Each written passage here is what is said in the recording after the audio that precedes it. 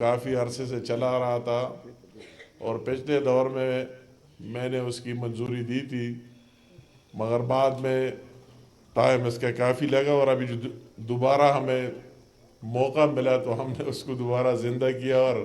آج اس کی باقاعدہ افتتاح ہو گئے اور اس دونوں فیڈرز کو آن کیا۔ آپ سب کو مبارک۔ میں ملک کی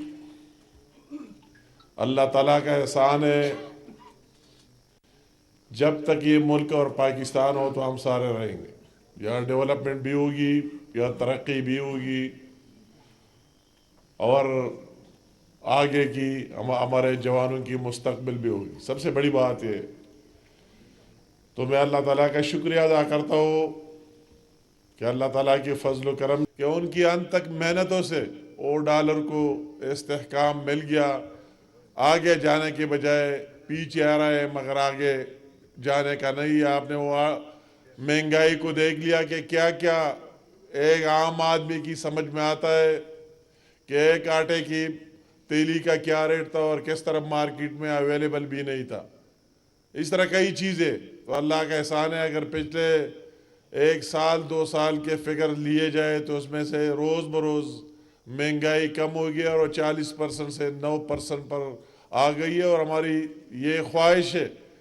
دن رات محنت کی کہ مزید یہ سب کا ایشو ہے، جتنے اس میں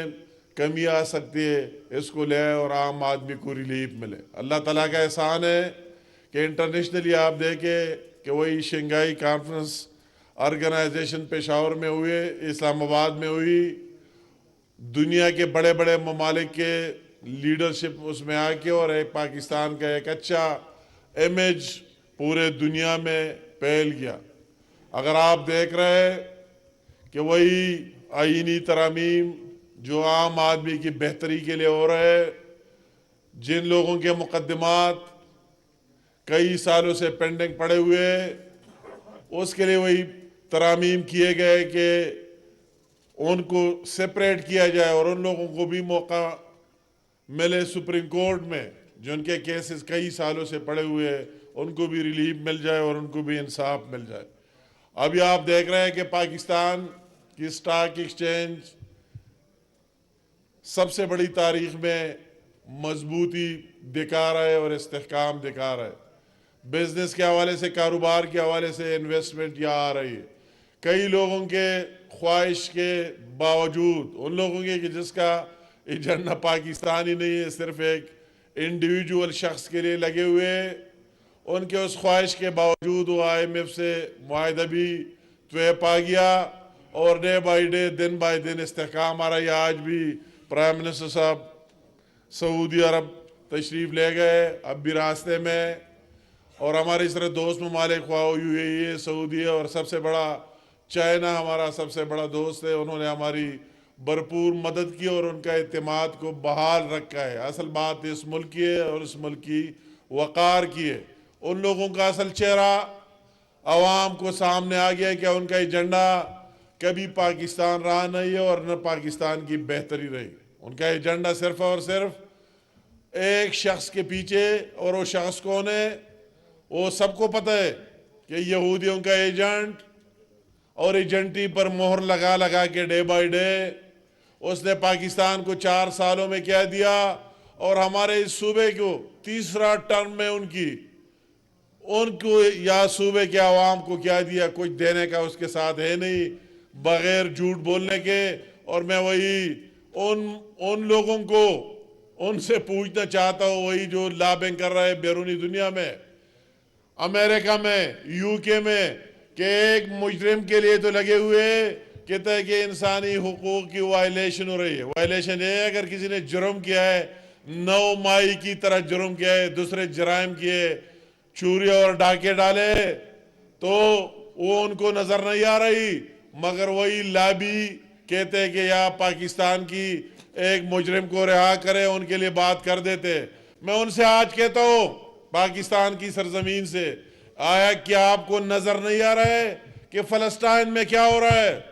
غزہ میں کیا ہو رہا ہے، اور کس طرح مظالم ان لوگوں پر ڈھائے گئے اور کس طرح ان مظلوموں کا قتل عام ہو رہا ہے ڈے بائی ڈے؟ کیا اگر آپ ہیومن رائٹس کی بات کرتے تو کیا وہی ہیومن رائٹس کی وائلیشن نہیں ہو رہی ہے؟ آپ میں تو وہی بات ہے نہیں، مگر جب بات مسلمانوں کی آتی ہے تو آپ کہتے ہیں کہ کتنے نیچے گرانا ہو تو چاہیے۔ اسی دن ہم نے بلیک ڈے منایا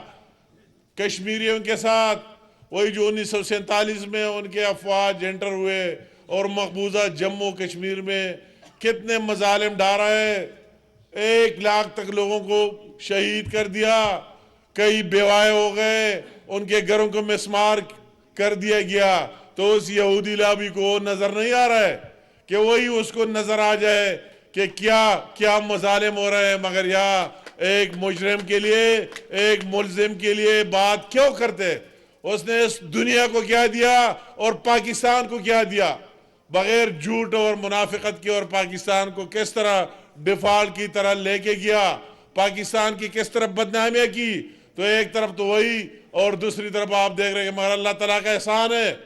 یہ وقت گزر جائے گا، ابھی لوگوں کو ریئلائز ہو رہا ہے، احساس ہو رہا ہے کہ کون پاکستان کی جنون لیڈرشپ ہے، کون پاکستان کی اصلی لیڈرز ہے، کون سے لیڈرشپ ہے جو پاکستان کو آگے لے کے جانا چاہتا ہے، اور کون سی لیڈرشپ ہے جو پاکستان کا نام ہی نہیں چاہتا۔ اس دن ہمارا ڈی چوک میں کشمیریوں کے ساتھ اظہاری یکجہتی کی ریلی تھی، میں اس کو لیڈ کر رہا تھا، ماشاءاللہ ہزاروں کی تعداد میں